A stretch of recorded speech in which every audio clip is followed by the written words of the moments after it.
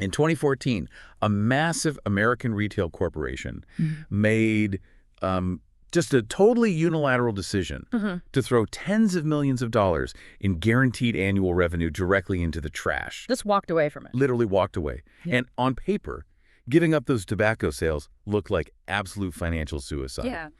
But in reality, it was one of the most brilliant strategic maneuvers in modern corporate history. Oh, absolutely. Welcome to the deep dive. Today, we're tearing apart the income statement. And to be clear, not as some dry historical log of pennies. Right. We're looking at it as a strategic playbook. We're going to look under the hood of Metropolitan Manufacturing Company's financials to prove that an income statement is actually a brutally honest report card and honestly, sometimes a full-blown confession. Okay, let's unpack this. Well, to decode that confession, we really have to start with the foundational equation of all commerce, which is revenue minus expenses equals profit, or net income. A classic formula. Right, but let's establish a ground rule immediately for this deep dive. Those three words, revenue, expenses, profit, they hide massive strategic complexities. I mean, every single line item represents a deliberate choice or a calculated risk. Yeah, or a compromise, right? So we start at the top line, revenue. For Metropolitan Manufacturing, their recorded net revenue was $4.16 million. But if you're looking at a signed contract and just assuming you've got revenue, you're looking at an illusion. Oh, totally. Earning revenue and actually making a sale operate on completely different timelines, especially in accrual accounting. I always think of it like a magazine subscription. You might hand over cash for a whole year in January, but the company hasn't actually earned that revenue until they physically deliver the magazine to your mailbox each month. That's a perfect analogy. The cash flow and the revenue recognition are frequently they're divorced from each other. Think about complex enterprise software, right? Like a SaaS company? Exactly. A SaaS company might close a massive multi-year contract in Q1, collect all the cash up front, but from an accounting standpoint, they haven't earned a dime. The revenue is recognized progressively over time as the customer actually consumes the product. Okay, and the number Metropolitan reports, that $4.16 million, is strictly the net amount, because behind the scenes, they actually generated a gross amount of over $4.3 million. Right. But they meticulously isolated, like, a 2% reduction for price discounts, and then a 1.5% allowance for returns and warranties, which makes me wonder, if the net cash is exactly the same, why bother separating that out? I mean, why not just report the final tally? What's fascinating here is that isolating those deductions acts as an internal mirror. It exposes the underlying mechanics of the whole sales engine. How so? Well, if that 2% discount rate suddenly spikes to, say, 5 or 6%, management immediately knows the sales team is panicking. Oh. Yeah. They're just slashing prices to hit their volume quotas. And meanwhile, tracking the allowance for returns is essentially a real-time monitor on your manufacturing floor. So a slight uptick there is like a blaring siren about quality control. Exactly. It tells you about failing components long before angry customer complaints actually hit the mainstream. Which drives us straight into what it takes to actually build the product, right? Mm-hmm. Cost of goods sold, or COGS. Metropolitan reports $2.759 million here. And that covers raw materials, purchase components, direct labor, equipment repair. All the heavy lifting. Right. But I have to push back on this classification a bit. Logically, if I run a factory, my costs are my costs. Why are we separating this from just the raw cost of production? That assumption is a classic trap, actually. Really? Yeah. The distinction is entirely about inventory changes. Cost of goods sold is an expense recognized strictly for the products that were actually delivered to customers during that specific period. Wait, so it's not a tally of everything the factory made? Absolutely not. Think about it. If a company runs its assembly lines around the clock, burns through millions in raw materials, fills a massive warehouse to the ceiling with finished goods, but sells 0 units. Their COGS is 0. Their cost of goods sold on the income statement is exactly 0. Because all those expenses are just parked on the balance sheet as inventory. Precisely. They're trapped assets waiting to become an expense. The cost of production only migrates over to the income statement as COGS when the customer actually takes ownership of that specific item. And for a service-based business, I assume you look for an equivalent metric. Right. You look for direct costs. That captures things like the wages of client-facing consultants or the server costs you need to actually deliver that software product. Got it. Okay, so subtracting COGS from our revenue milestone leaves Metropolitan with a gross margin of $1.401 million. And that number is the first true measure of a company's market power, meaning it dictates how efficiently they manufacture goods and simultaneously how aggressively the market demands them. If your gross margin is shrinking, you're either losing control of your supply chain costs or you're losing your pricing power with consumers. exactly, you're getting squeezed. But building a desirable product doesn't keep the corporate lights on. We have to look at the infrastructure costs, right? General and administrative expenses, G&A. The overhead. Yeah. Metropolitan lists $1.033 million here. So this is the corporate bureaucracy. Executives, accounting, human resources, marketing. And there's a golden rule of corporate scaling here, which is that G&A should always grow slower than revenue. Right, because of economies of scale. Exactly. Doubling your sales shouldn't require doubling your C-suite. You want to see operational leverage in those administrative ranks. If G&A is scaling linearly with revenue, the company isn't actually becoming more efficient, it's just getting bloated. There is a major exception, though. If you're an R&D-driven company like a biotech firm navigating clinical trials or a semiconductor designer, you have to aggressively fund research and development, which often lives right inside G&A. Right, and for them, cutting R&D to hit some quarterly profit target is essentially harvesting the seed corn. They must maintain that steady investment regardless of short-term revenue dips. If they starve today's research, they totally forfeit tomorrow's product pipeline, and believe me, the market will punish them brutally for that down the road. Which brings us to the allocation of massive capital investments, represented by depreciation expense, which sits at $56,000 for Metropolitan. Right. And this isn't just a simple matter of generic wear and tear like on a factory floor. It's like buying a new car, right? You don't write a check for depreciation every year, but your car is undeniably losing value. That's a great way to think about it. It's a highly strategic, non-cash expenditure. When a company builds a new $50 million manufacturing facility, the IRS and the shareholders, they don't want to see a $50 million crater in this year's income statement. That would look terrible. Right. So depreciation is the accounting mechanism used to match that massive upfront cost to the continuous revenue it generates over its useful life. You're spreading the pain of that capital expenditure across a decade or more. So it requires no cash today. No cash today, but it is a very real, methodical expense of doing business that heavily impacts the bottom line. Okay, so we pull out G&A, we pull out depreciation, and Metropolitan arrives at a net income before tax of $312,000. Now for the tax bill. Yeah, they calculate a federal income tax provision of $156,000. Yeah. And here's where it gets really interesting. We're working with an assumed 34% corporate tax rate in this baseline math. But the historical reality is that the average effective tax rate actually paid by major U.S. corporations is like closer to 20%. Yep. I need to challenge this. You don't just lose 14% of corporate tax revenue to a rounding error. How is a structural gap of that magnitude practically maintained across the board? Well, if we connect this to the bigger picture, the gap between the statutory rate and the effective rate really comes down to two immense structural levers. Yeah. The first is just the reality of a globalized economy. American multinational corporations earn staggering profits overseas, and historically, those profits aren't subjected to U.S. corporate income tax until they're repatriated. Until they're physically transferred back into the U.S. financial system. Exactly. Therefore, companies strategically choose to just park billions in offshore accounts indefinitely. And the second lever, let me guess, it involves keeping two separate scorecards. You nailed it. It involves entirely distinct accounting methodologies. The system legally permits corporations to utilize one set of rules for their public shareholder reports.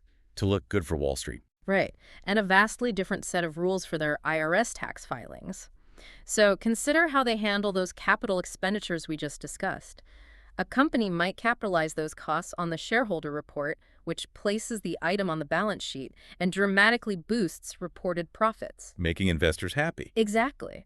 But simultaneously, they utilize accelerated depreciation rules to expense those exact same costs almost immediately on their tax returns. Which artificially depresses their taxable income. And significantly reduces the check they have to write to the government. Wow. So they project strength to the market and poverty to the IRS, all strictly within the bounds of the tax code. Yeah, it's a masterclass in cash flow management. Now, that discrepancy does create a massive liability on the balance sheet called deferred taxes. They acknowledge they will eventually owe the money, but, eventually isn't today. Right. Okay, so with the tax strategy executed, we finally reach the bottom line. Net income. For Metropolitan, it's $156,000. But again, to look at that number and assume Metropolitan just has $156,000 sitting in a checking account is a fundamental misread of accrual accounting. Complete. Cash from those revenues might be locked up in accounts receivable, and we just established that expenses like depreciation consume zero cash. This net income is an abstract calculation of performance, not a bank balance. It is a measure of economic value created, but management still has to make a definitive choice about how to actually deploy that value. And Metropolitan splits it. They distribute $46,000 as cash dividends, directly rewarding the owners. And the remaining $110,000 flows into a line item called change in retained earnings, Which is capital retained internally to finance expansion, plant modernization, or debt reduction. For Metropolitan, this steady reinvestment has built their cumulative retained earnings to over $1.3 million. And by heavily reinvesting in fixed assets and modernization like that, they're actively manipulating their operating leverage. Okay, break that down for us. Operating leverage is the mathematical relationship between fixed costs and revenue. I want you to think of a company with high operating leverage, like a massive, heavily loaded freight train. Okay. Because of all that fixed cost, mass factories, heavy equipment, baseline utilities, it takes an enormous amount of energy and revenue just to get the train moving. But once it passes the break-even point, Its momentum becomes an unstoppable profit engine. The fixed costs are already covered, meaning almost every new dollar of revenue drops straight through to the bottom line. Net income accelerates exponentially faster than top-line sales. that sounds amazing. It is until it isn't. The terrifying flip side is what happens when you need to stop. If market demand drops suddenly, that exact same massive fixed cost weight will derail the entire company. Because they can't shed those costs fast enough. Right. You saw this in the steel, aluminum, and auto industries between 2008 and 2010. They couldn't rapidly dismantle their fixed costs when revenue evaporated, so their profits didn't just dip. They plunged into catastrophic, multi-billion-dollar losses almost overnight. Man, that transitions us perfectly to the most counterintuitive part of financial analysis.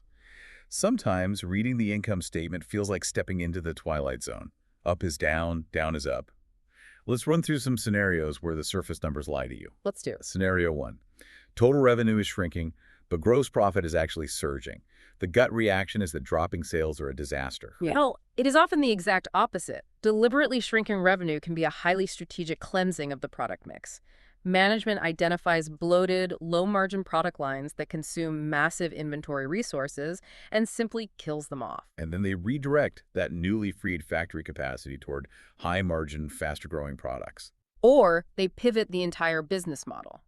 Moving from perpetual software licenses to cloud-based subscriptions almost always causes a severe initial revenue drop, but builds a highly profitable recurring revenue stream over the long term. Which brings us right back to that historical masterclass in strategic product cleansing we mentioned at the very top of the deep dive. Yes, the CVS example. In 2014, CVS pharmacies executed an unprecedented move.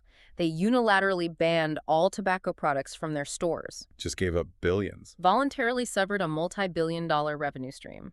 The financial press was highly skeptical, but CVS was executing a long-term brand cleanse. By sacrificing the tobacco revenue, they positioned themselves to acquire a pharmacy benefit management company and launch serious healthcare clinics. They traded low-margin retail revenue for highly lucrative, specialized medical services. Exactly. The strategy radically elevated their overall profitability, proving that walking away from bad revenue is an absolute superpower. Incredible. Okay, scenario 2 is the inverse. Revenue is climbing, but the gross profit percentage is actively declining. So what does this all mean? Are they selling more products but losing their edge? Usually it indicates the company is executing a volume play. They're aggressively cutting their selling prices to capture market share. So they accept a smaller profit margin on each individual item in order to push an exponentially larger number of units out the door. Right. And as long as the absolute gross profit dollars are increasing, this is a perfectly sound strategy. It generates immense cash flow and maximizes the utilization of their manufacturing capacity. A shrinking percentage isn't inherently a red flag if the cash pile is growing. Makes sense. Okay, scenario 3. Net income is skyrocketing, but revenue is in absolute free fall. A company is somehow becoming wildly profitable while their sales vanish. This has to be the dark side of the income statement, right? Yeah. Draconian cost cutting. This is the survival reflex, and the macro-level impact is just devastating. Look back at the massive corporate contractions during the 2008 and 2009 recession. The economy shed over 5 million jobs, and the bulk of those were classified under general and administrative overhead. So by gutting their G&A expenses, corporations managed to engineer a return to profitability on paper by 2009, completely masking the fact that their top-line revenues were still heavily depressed. Yeah. But you cannot slash your way to long-term growth if you're terminating engineers, researchers, and developers just to make this quarter's net income look positive. This raises an important question. If you cannibalize your R&D staff to survive a crisis, what happens when the market recovers? The timeline to reassemble elite engineering teams, restart stalled projects, and actually bring new products to market is measured in years, not months. Right. A company that aggressively cuts its future pipeline to pad today's income statement has fundamentally mortgaged its future prosperity. And sometimes, the numbers on the page are entirely hijacked by forces outside the building. Consider the oil and gas sector between 2014 and 2015. Massive multinational companies reported catastrophic revenue declines. But they weren't pumping less oil, right? Volume hadn't dropped. No, the bottom simply fell out of the global commodities market. Right. Oil was averaging over $100 a barrel in 2013 and plunged to roughly $45 a barrel by 2015, driven entirely by geopolitical turmoil and market speculation. External macro forces can obliterate the top line of a perfectly optimized business overnight. It proves that you can run a perfectly efficient operation, but you are still subject to the broader environment.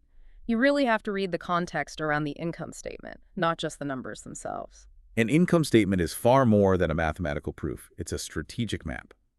From the delayed realities of revenue recognition, to the engineered complexities of deferred taxes, to the brutal calculations behind product line cleansing and mass layoffs, the numbers never just sit there passively.